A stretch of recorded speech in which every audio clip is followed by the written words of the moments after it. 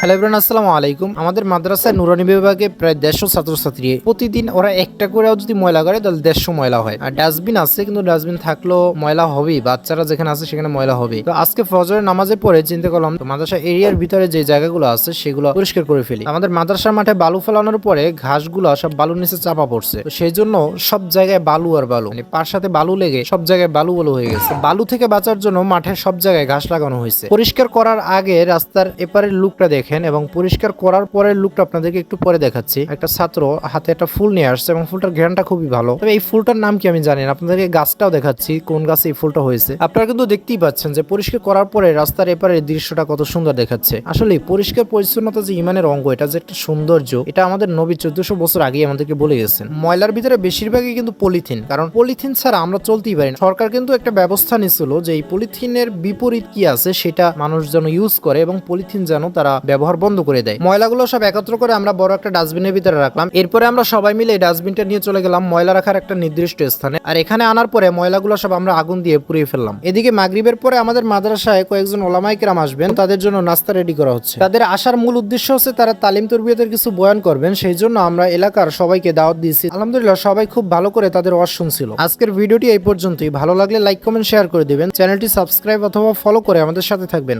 আল্লাহ হাফেজ।